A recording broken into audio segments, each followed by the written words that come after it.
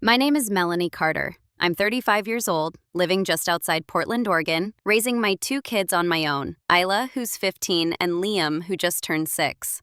I thought my parents' 42nd wedding anniversary would be a quiet celebration. Instead, it was the night I realized my own family had been planning behind my back. I was surrounded by chandeliers and champagne, while they plotted to take my son, my home, and everything I had left. But they didn't count on Isla. They didn't know she had been watching. That night, she leaned in and whispered, "Mom, we need to leave. Now." And that's when everything changed. If this story echoes something in your own life, I hope you'll stay a while and maybe leave a few words behind. Someone out there might need to read them. They were smiling, glasses raised, music soft, cake waiting in the corner. Everything looked perfect. But under the string lights and curated slideshow, my daughter was gripping my hand under the table, her voice barely audible. "Mom, we need to leave. Now." She wasn't panicked. She was certain. I looked at her like she'd lost her mind. "What?" Her eyes didn't blink. "Please, just trust me.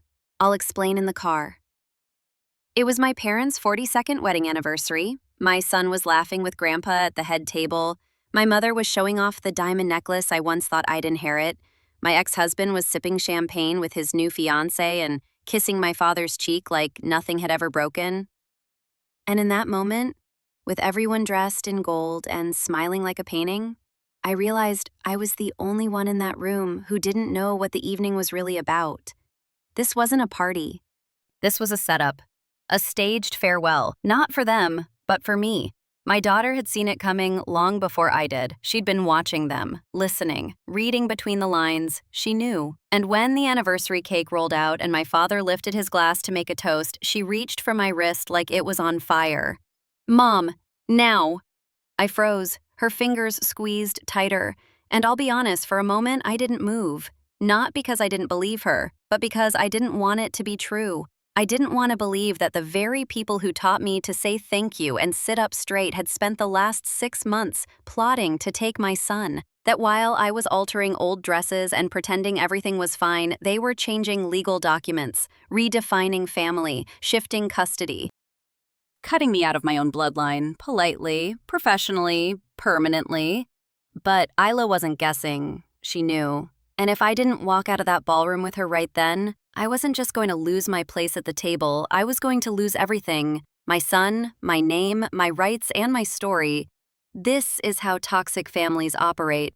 They smile while they cut. They call it tradition, or stability, or love.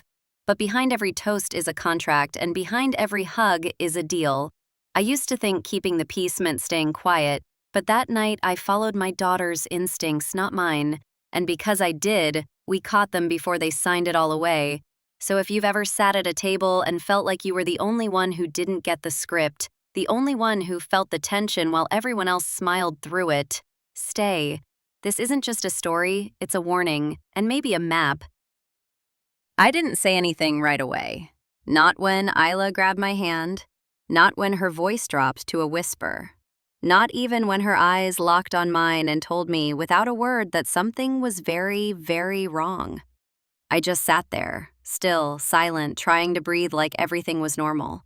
Because that's what you do in families like mine. You smile through discomfort. You don't cause scenes. You never ask questions in public. Especially not at a country club full of legacy donors, former CEOs, distant cousins in pearls, and guests who judge you the moment your napkin touches the floor. It was supposed to be a celebration. 42 years of marriage. My parents, Ed and Gloria Monroe, had made it. The slideshow said so. The invitations embossed in gold said so. The open bar definitely said so. But the minute I walked through those doors with Isla and Liam, I felt it. The way my father's eyes darted past me and straight to my son. The way my mother's hug was stiff, short, then quickly replaced by a compliment about Isla's dress. One she herself had picked out, sent by courier, and insisted she wear. "That shade brings out her eyes," she said, brushing an invisible wrinkle from Isla's sleeve. "You should wear color more often, Melanie. Navy's so heavy." I smiled. I always smile. That night, I was dressed in a navy cocktail dress I had altered myself. We couldn't afford new clothes, not with rent and school supplies and Liam's asthma treatments. But I had done my hair. Isla had done hers. We had tried. And for a second, I thought maybe that would be enough. That showing up, being present, might mean something. But then my father swept Liam into his arms and said, "There's my boy. You're sitting next to Grandpa tonight. VIP." Just like that, my son was escorted away, and I was left holding Isla's hand by the coat check. She didn't say anything then. She didn't have to. She just gave me that sideways glance she always does when she sees something I don't, or when I see it but pretend not to. We were led to our table, not the head table, of course, and I started doing what I do best, smiling, nodding, letting people say, "It's so good to see you," when they hadn't called in 3 years, letting them say, "How are the kids?" like they weren't watching Liam climb into my ex-husband's lap. And then, just when I thought I had settled into the discomfort, I saw him. Derek. My ex-husband. My mistake. And next to him, his new fiancée, Amber. Blonde. Effortless. Wearing champagne silk and a $6,000 smile. I turned to my sister-in-law, who was rearranging her napkin with too much focus. "Did you know they were coming?" I whispered. "Your mom sent them a handwritten invitation," she muttered without looking up. "Said it would be incomplete without them." I blinked. Incomplete. As if I wasn't the one who spent 10 years married to the man who gaslit me through a miscarriage, isolated me from friends, and walked away the moment I questioned where our money was going. As if I wasn't the mother of the 2 children sitting in this very room. As if I was just a loose thread. And then I saw it. My parents greeting Derek and Amber with open arms, toasting with them, laughing with them. My mother gently adjusting Amber's necklace like it was already family jewelry. My father giving Derek the same proud look he used to give me when I got straight A's in school. Isla was staring too, but not at them, at me, watching my reaction, measuring how long I've let this go on before I realized something deeper was happening. "They're always this warm with him," I whispered. Isla didn't respond. Her jaw tightened. She picked up her phone. Her thumbs started moving fast. I should have asked who she was texting. I should have asked what she was thinking. But I didn't, because I was still hoping this was just awkward, not calculated, not cruel, not coordinated. But everything changed when the slideshow started. 42 years of love and legacy. Photo after photo, my parents smiling. My brother with his wife. Derek, yes, Derek, standing with my father at fishing trips, business events, family dinners. Amber even appeared in 2 of the last frames. I waited for a photo of me, of Isla, of Liam. They came, briefly. 1 group shot, 1 old Christmas. That was it. As if we had drifted out of the frame. As if the new family was already assembled and printed. I looked at Isla. She wasn't watching the screen. She was watching me. Then the lights came back up. My father stood, glass in hand, ready to toast. Isla leaned in, fast, and whispered, "Mom, we need to leave, now." And this time, I listened. We didn't speak until we were halfway out of the parking lot. Liam was in the back seat, half asleep, clutching a balloon and humming the melody from the string quartet like nothing had happened. I kept my hands tight on the steering wheel, pulse pounding, waiting for Isla to say something.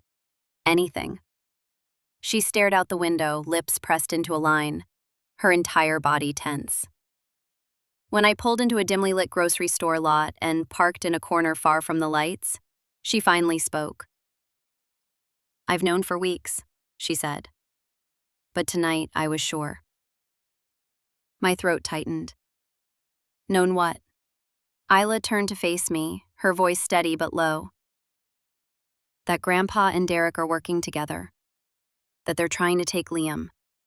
And probably the house too." I blinked. "What? That's ridiculous." "No, it's not," she cut in. "I've seen the papers. On Grandpa's desk. I overheard them talking last time we were at their place. I wasn't snooping. I was just looking for a quiet room to study. Grandma told me to use the office while Grandpa was at golf." She pulled out her phone and scrolled, then turned the screen to show me photos, dozens of them, legal documents, property transfer drafts, a trust revision, custody evaluation outlines, my name, Derek's name, my parents' signatures, sticky red tabs marking key pages. I felt the air suck from my lungs. I hadn't even known they were still talking to Derek. I assumed they were cordial for the kids, but plotting? They want to make him Liam's primary guardian, Isla continued. They've been working with his lawyer to make the change official before school starts. They're building a case around your instability, your job situation, finances, and what they're calling emotional volatility. My voice came out in a whisper. How do you know all this? Isla looked down at her phone. I've been texting Aunt Samantha. That name hit me like a slap. My father's youngest sister. The one who'd been cut off 15 years ago after challenging his authority over the family estate. I was told she was dramatic, difficult, unstable. You contacted her? I said. How? Instagram, Isla replied. 3 months ago. I needed someone who wasn't in the game. And she told you this? She told me how he works, how he isolates one person at a time, labels them the problem, then gets everyone else to fall in line. She told me to watch for signs, shifts in language, legal documents, overattention to Liam, neglect toward me. My mouth went dry, because it was all there. Every word, every signal. I had seen it too, but I'd made excuses for it, called it tradition, called it help, called it family. Isla turned her screen again and tapped on a voice recording. I recorded this in the study. I had my phone in my jacket pocket. I hesitated, then pressed play. My father's voice. We can't afford another scandal. Melanie's too unpredictable. Derek offers consistency. He's always been aligned with our values. Derek's voice. I just want what's best for Liam. He thrives with structure. With me. Melanie's heart is in the right place, but... Laughter, then my mother's voice. She was always more passion than reason, like Samantha. I stopped the recording. My hands were shaking. Isla leaned forward. That's why I said we had to leave. I think they were going to announce it tonight, make it public, lock you in. I couldn't speak. Not for a full minute. Not with the rush of betrayal flooding every inch of me. They weren't just manipulating Liam. They weren't just rewriting inheritance. They were erasing me. Quietly. Permanently. Why didn't you tell me sooner? I asked. I tried, Isla whispered. But you were trying so hard to believe they'd changed. I didn't want to break that for you unless I was sure. My eyes filled. Not just with grief, but with something else. A quiet rage. A cold clarity. My daughter hadn't just saved me. She'd seen what I was too tired, too trusting, too hopeful to see. And now, there was no unseeing it. I drove the rest of the way home in silence. Isla sat beside me, arms crossed, phone still glowing in her lap. Liam was fast asleep in the back seat, his head tilted toward the window, unaware that his entire world had nearly been rearranged without his mother's consent. My hands gripped the steering wheel too tightly, like I was trying to hold my sanity together through sheer force. Every red light gave me just enough time to replay the voices from that recording. My father's condescension, my ex-husband's polite treachery, my mother's icy dismissal. It all rang in my head like echoes from a courtroom I wasn't invited to. Once we got home, I tucked Liam into bed without waking him. I stood there longer than I should have, just staring at his tiny face. So peaceful, so safe, for now. When I turned around, Isla was waiting in the hallway. "Do you want tea or war?" she asked. Her voice was calm, almost too calm. I managed a smile. Both. In the kitchen, she pulled out her laptop, her phone, a spiral notebook filled with scribbles and highlighted names. I sat across from her, still in my navy dress, bare feet pressed to the cold tile. I hadn't even taken off my earrings. "I've been keeping track," she said, flipping to a page. "They've called Liam their legacy at least 5 times in the past month. You, they barely mention. Me, not at all." She opened an audio file and pressed play. It was from 2 weeks ago. My father's voice again. "She'll thank us later. She doesn't understand what's at stake." Then Derek. I can spin it as stability. The courts like that word. I leaned back in the chair, my body humming with exhaustion and adrenaline. You've been listening to this alone?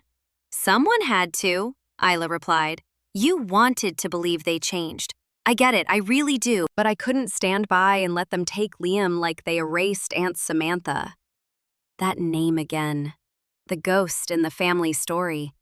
I had been warned about her my whole life, told she was bitter, dramatic, unstable, but now she felt like the only adult in this entire bloodline who had ever told the truth. We need help, I said quietly. Legal, real. Not family friends, not Dad's golf buddies in suits. Isla nodded and slid a card across the table. I already emailed her, Samantha's attorney. She's expecting your call. I stared at the card like it was a ticket out of a burning house. And then my phone buzzed, a message from my mother. Hope Isla's feeling better. Bring Liam by for lunch tomorrow. We have something exciting to share with him. My chest burned. I showed the message to Isla. She scoffed. They're not even waiting. That was the moment I snapped. Not loudly, not dramatically, but something inside me crystallized. I stood up, walked to the window, and looked out into the quiet dark. For most of my life, I had chosen peace over truth, harmony over boundaries. I had tried to be the daughter who didn't question, the wife who didn't confront, the mother who didn't make waves. But tonight, I realized I had been surrounded by people who smiled as they moved chess pieces around me, until one of those pieces had a voice, and that voice was Isla. I turned back to her, my heart pounding. We're going to fight. She nodded once. Good. I already made a timeline. I laughed, short, sharp, almost feral. Of course you did. And in that moment, in a quiet kitchen filled with leftover cake boxes and betrayal, my daughter and I became something no one in my family had prepared for. A team. I didn't sleep that night. After Isla went to bed, I stayed at the kitchen table, staring at the lawyer's business card like it might disappear if I blinked. My phone sat beside me, screen black, but still too loud with everything it had shown me. Voice recordings, screenshots, text messages I never saw, Liam's school photos, printed and pinned to a folder labeled Stability Plan. Stability. That word again. I opened my laptop and searched Samantha Monroe. It took me 2 minutes to find her business website, a modest interior design firm based in Colorado. On the About page was her photo, older now, softer, the same wary look in her eyes I'd seen in the mirror earlier that night. I hesitated, then filled out the contact form. Subject line, "This is Melanie." I didn't expect her to respond immediately, but she did. 10 minutes later, I received a short email, one sentence. I've been waiting for this call for years. I called. Her voice was warm, but worn, like someone who no longer had the energy to pretend. I'm guessing you found the documents, she said. Actually, my daughter did. Silence. Then, of course she did. I told her everything. The party, the toast, the slideshow, the recording. Samantha listened without interruption. Then she said, "It's the same playbook, Mel. You weren't crazy, we're just isolated." Tell me, I said. All of it. And she did. 15 years ago, after their father died, Samantha had questioned the way my dad, Ed, handled the estate. She noticed assets being rerouted, trust terms being rewritten without transparency. When she confronted him, he accused her of emotional instability. Sound familiar? She asked. I almost laughed. He told everyone I was being irrational, Samantha continued. Then he started planting doubts, calling me unreliable, dangerous, even suggested I had a breakdown. And did anyone believe you? I asked. You didn't, she replied gently. And she was right. I remembered the family dinners, the whispered warnings. Don't mention Samantha, she's not well. I was in college then, planning my wedding to Derek. I hadn't wanted any shadows near my fairy tale. He made me the problem, Samantha said, just like he's doing to you now. The difference is, Your daughter paid attention. That sentence stayed with me long after we hung up. Isla didn't just believe me. She noticed before I did, and she refused to stay silent. The next morning, after dropping Liam off at school, I called the lawyer Samantha recommended, Jennifer Reeves. She wasn't flashy. Her office was in a converted craftsman house across town. No gold plaques, no fake smiles, just books, files, and a woman who looked like she'd gone to war with families like mine before. I laid everything out, the photos, the recordings, the party, the email from my mother that morning. Liam's new bedroom is almost ready. Can we show him this weekend? Jennifer didn't blink. This isn't uncommon, she said. High-control families use financial tools and emotional language to seize custody and assets. They'll dress it up as concern, responsibility. But at its core, it's about control. What can I do? I asked. Fight back, she said, and document everything. That night, Isla and I sat together and started building a timeline. Every comment, every shift in custody language, every time Liam came back from a visit with strange questions like, why doesn't mommy have a big house like daddy? Or, grandpa says I should live where I have more space. It all made sense now. They hadn't just plotted behind my back. They had slowly, carefully been planting seeds, not just with lawyers, but with Liam, with me. Samantha had said, he doesn't fight you head on. He wears you down until you think surrendering is your own idea. I looked at Isla, her pen flying across the page, her jaw clenched with purpose. You okay? I asked. She nodded, then looked up. I'm just angry, not surprised, but angry. Me too, I said.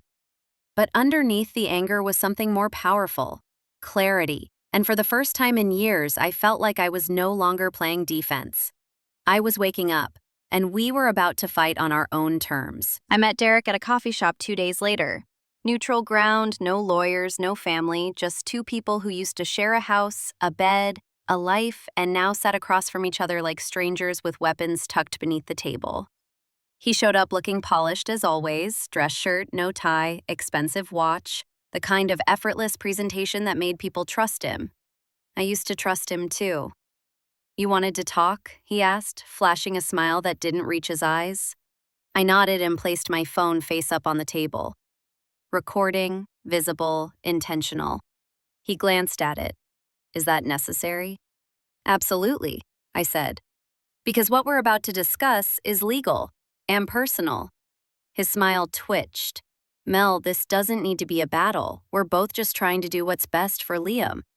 Funny, I said, because I don't remember signing off on custody changes, or property transfers, or watching my parents hand over everything to you behind my back. His face didn't move, but something in his eyes flickered. I don't know what you think you've heard. I've heard enough, I cut in.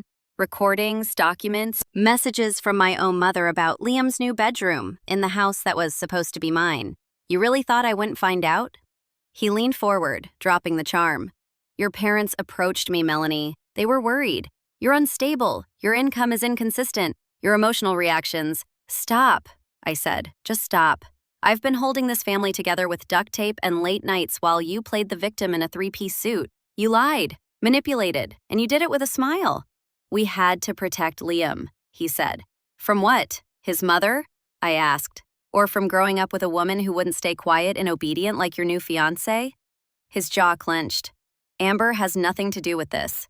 No, I said, but she will, because when this hits court, and it will, people are going to want to know why a man with full financial backing from his wealthy ex-in-laws is trying to remove a mother from her son's life, and why that same man has already accepted property transfers for a home he never paid for. Derek looked away. For the first time, he didn't have a smooth answer. I leaned in. You thought I'd roll over like Samantha, that I'd stay quiet to keep the peace. But I'm not alone. Isla saw you, she heard you, she recorded everything, and she's not afraid of you, or them. Mel.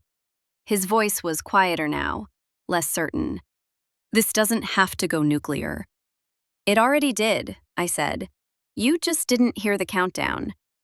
I stood up, grabbed my phone, and looked down at the man I once married. Here's what happens next.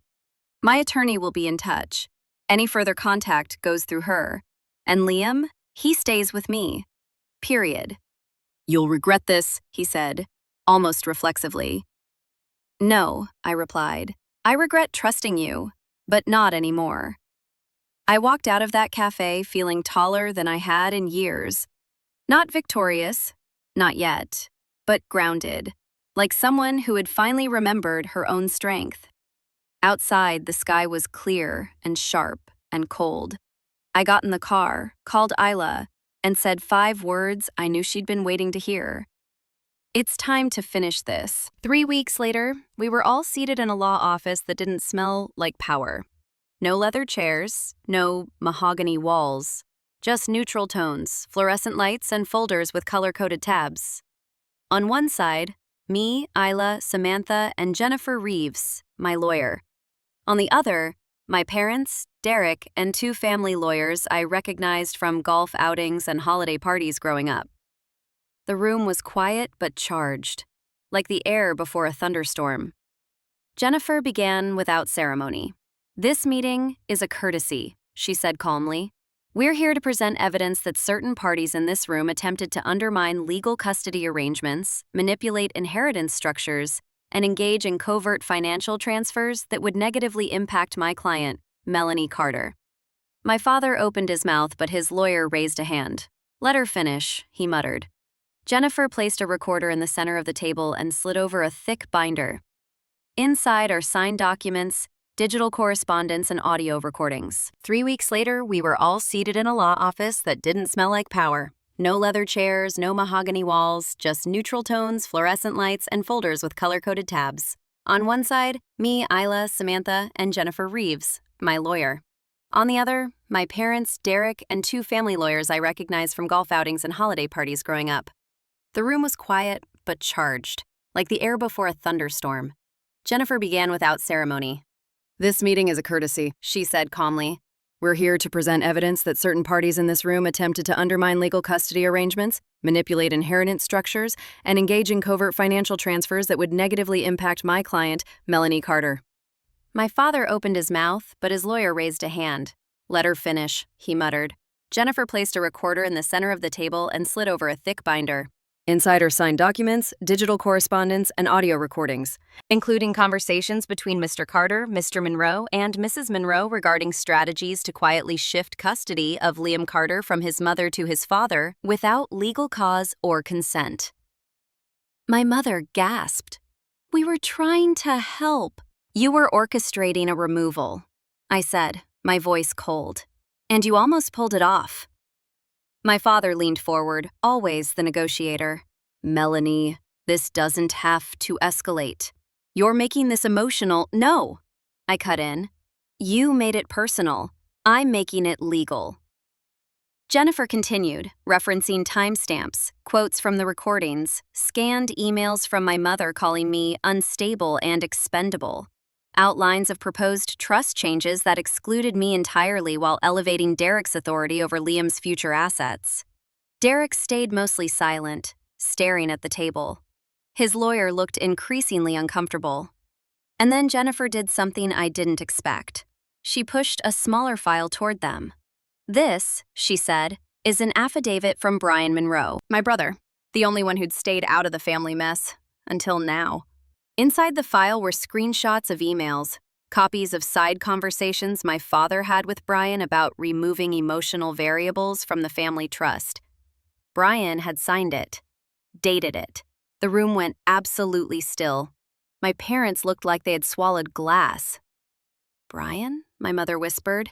He said he couldn't sit by anymore, I said. He saw what you did to Samantha, and now to me. Samantha reached over and took my hand. I didn't even know I needed it until I felt her fingers wrap around mine. We're prepared to file suit, Jennifer said. Civil, custody, fiduciary breach. You can fight this in court if you'd like, but I assure you, it will be loud and public. My father exhaled, slow and sharp. What do you want? I looked at Isla first. Her eyes didn't waver. Then I spoke. I want control of what's mine. Sole custodianship. Restoration of my inheritance rights as documented before your backdoor edits. legal recognition of Isla and Liam as equal beneficiaries, and most importantly, distance. My mother's lip trembled. "You can't mean that." "You taught me how to smile through betrayal," I said. "Now I'm teaching you what consequences look like." They signed. Not that day, but a week later, after enough pressure. After enough calls from their lawyers warning them how bad this could get if I went public with recordings, screenshots, statements from Samantha and Brian. They caved. Not because they felt remorse, but because they finally lost control. The moment they handed me the final signed agreement, I didn't feel triumphant. I felt clean. Like I'd finally rinsed off the invisible film I'd been wearing since childhood, the need to be liked, chosen, approved of. And the most ironic part? They never saw it coming, because they underestimated two things: the strength of a daughter who watches quietly, and a mother who finally listens. 6 months after they signed the final agreement, I bought a house. It wasn't big. It didn't have cathedral ceilings or imported tile or sweeping views of the mountains, but it had light, real, warm, morning light that poured into the kitchen every day while I made coffee and listened to Liam chatter about school. It had a backyard where Isla could sit with her headphones and sketch for hours without interruption. It had a crooked fence we painted ourselves one weekend, laughing when the dog kept running through the wet spots. And for the first time in my adult life, it felt like home. No conditions, no strings, no one watching from behind perfect curtains waiting to correct me. Just space, just breath, just ours. I left my part-time gallery job and took a leap, turning my freelance design into a full business. I called it Second Light Studio because that's what it felt like, a second light, not a second chance. I hadn't failed the first time. I'd just been trying to grow in soil that was never meant to nourish me. The clients came slowly, then steadily. Word of mouth, recommendations. Isla helped me build the website. Liam picked out the logo color. I paid the mortgage with my own money for the first time that fall, and cried alone in the bathroom, not from fear, but from pride. My relationship with Isla changed too, not because she saved me, but because I finally saw her, the way she thinks, the way she feels things before they happen, the way she notices everything and doesn't let herself be gaslit into silence. I stopped trying to protect her from the world and started walking beside her in it. We still have hard days. She still slams doors. I still forget to buy almond milk. But now, when we fight, we come back. We don't let silence win. Liam adjusted faster than I expected. He started drawing houses that looked like ours, ones with just 3 people in them. He stopped asking why Grandpa hadn't called. He started sleeping through the night again. In therapy, he told the counselor, "My mom listens better now." I've kept our boundaries strong. Visitation with my parents is supervised and minimal. No more unannounced gifts. No more secret conversations. No more access to my life through back doors.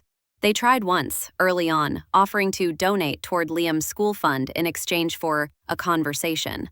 I declined. Politely, firmly, permanently. I don't hate them. I just don't belong to them anymore.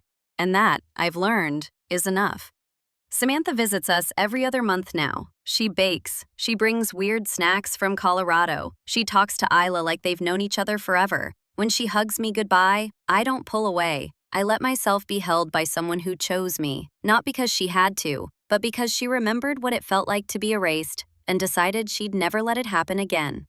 Sometimes I still wake up with that old fear, the one that whispers, what if they come back? What if they try again? But then I hear Liam laughing down the hall. Or I walk past Isla's closed door and smell paint and peppermint gum, and I remember, we're not those women anymore. We fought, we survived, we built something better, and they don't get to touch it. Not now, not ever. If you've made it to the end of this story, thank you. I don't take it lightly that you stayed, that you listened, that you held space for something heavy.